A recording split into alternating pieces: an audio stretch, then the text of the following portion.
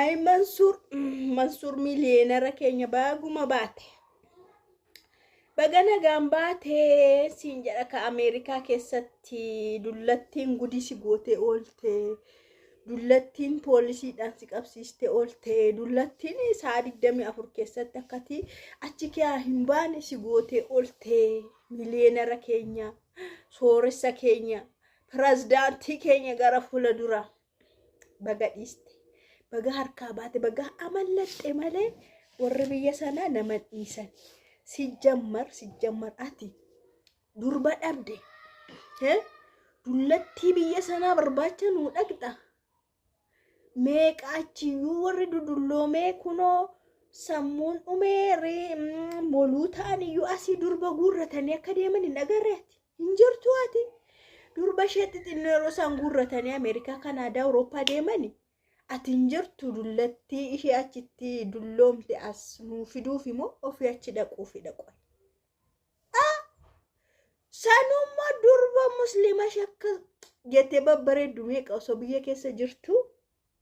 Ati kun amantaadhaanis tokko miti isin. Garuu baguma baate too shorxaa poolisiin biyya sanaa quxuxxurii jalsi. Ay Mansur dhugaa waaqa. Nama azansiisa waan isarra geemee xinnoo ishee aggeeffadhaa bannaaታችሁ. First of all ሰርጃን አይደለሽም ይሄን እሷም ታውቃለች። አንድ ሁለተኛው አንድ ነገር ማወቅ ያለብህ የሰው ልጅ ይተዋወቃል፣ ይግባባል፣ ወደ ሜሬጅ ይሄዳል። ሄድኩኝ አየዋት አልተግባባንም ትቼ መጣሁ። አሜሪካ መኖር ፍላጎቱ የለኝም እኔ ሰሲት። ከዛ በተረፈ የተፈጠረ አንድም ነገር የለም። የበደልኳት የበደለችኝ አንድም ነገር የለም። ነገር ግን ልንገርህ እኔ ሳምንት እዛ ስቀም ገነጋንገልቴ ማሉማፉ በገዲስቴ ዱፍቴ ነጋን ሲኒፋቶ ከብጅምቶ ተርዶፍተ ተካኩ አከምጅርቱ ነጋ ከሰን ያኒ ባይ ነጋ ኮቲ ገለተ ዋቃቶ ለፈጅርተ ነጋን ሲኒፋ ባኤት ኦዱ ዳባኤ ሰደሚን ጀረቹ ዳማሊፊ መንሱሪ ሚሊየነር ኬኛ ሶሬሲ ኬኛ ሃቲ መናሳ ኤኙ መና ጀኔቱ eegaa jira eenyumaan fuudha laata jennee eegaa jira. Ishoo akkamii fuudhaa durbi isatti heerumtoo eenyudha jenneetu eegna an akka kootti nan eegaa jechuudha. Inni Ameerikaa akka deeme baay'een keessan beektu. Ameerikaa taa'ee viidiyoo dalagaa ture, laayifii seenaa ture, ergaa daddabarsaa akka ture beektu. Waan baay'ee haasa'aa ture. Ani bashannanuu deemeen se'e. Ameerikaatti bashannanuu deemeen se'e. Afaanuma isaarraa iyyuu dhaggeeffattaniitu Amaariffaan haa ta'u malee haasichi invitation invite kan isa godhe isheedha. Isheetu isa fi ergee isa fudhatee qaduurayyuu wal beeku mist jedhee raachi keessatti ilaaleeni naa ta'uu dinnaan dhiiseen dhufee an Ameerikaa jiraachuun barbaadu jedhee sanummoo poolisiidhaan bilbileensiin qabsiisanaan jettee sa'aatii 24 keessatti akkati biyya kana keessaan baanee immigireeshinii eerpoortii maal godheen jedhee haasa'aa jechuudha. Achirratti nama ati niitiidha kun niitiidha jettee dhaqxee yeroo akkasiin jedhu maal gootaa sanummoo takka turtee immoo soorii naan jetti. Kanaaf hin taane dhiisee dhufeeraa jedhe. Walumaa galatti baga nagaan galtee baga dhiistee dhufte. Dura'u sirrii miti jechuudhaati. Biyya keessayyuu durba akkamii meeqassi eegaara. Durba akkamiitu jira. Durba musliima ishee bebbereedduu xixinnoo ishee ganaa xixinnoo ishee baay'eetu jira. Maattu dullattii bira si geesse qoy. Rakkina birrii hin qabdu. Ameerikaa dhaquuf rakkoo hin qabdu ati. Barbaadde Ameerikaa dhaquu dandeessa, jiraachuu dandeessa. Dubaayis jiraachuu dandeessa. Habiibi. Inni kaanoo biyyaa ba'uuf jedheetu walitti rarra'a. Inni kaanoo wal sababeeffatee wayirra ga'uuf rarra'a.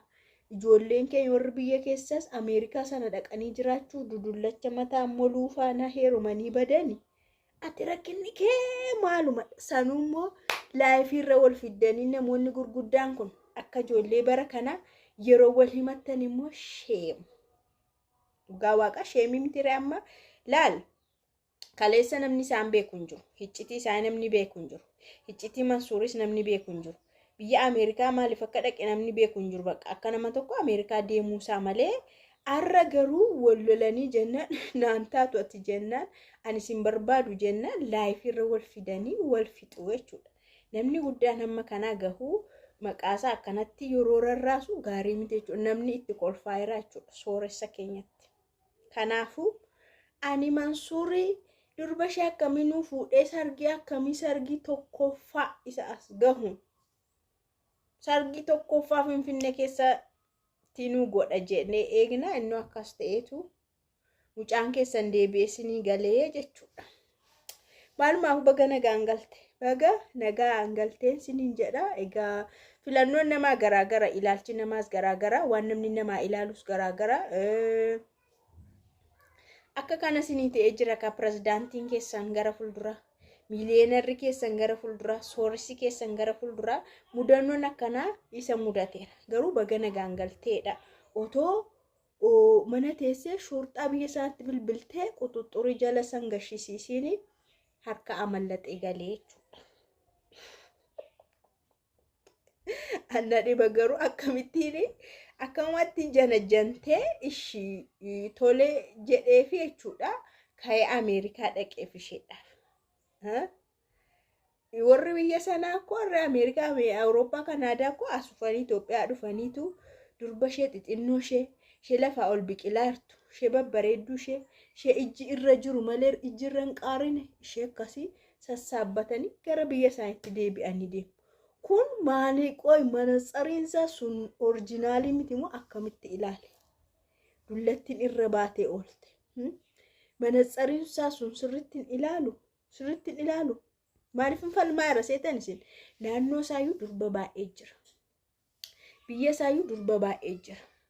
Miidiyaa marrayyuu durba akkamiitu jijjira. Warreen amala qaban warreen sirritti of qabanii jiraatan jechuudha. Durba musliimaa meeqatu jira?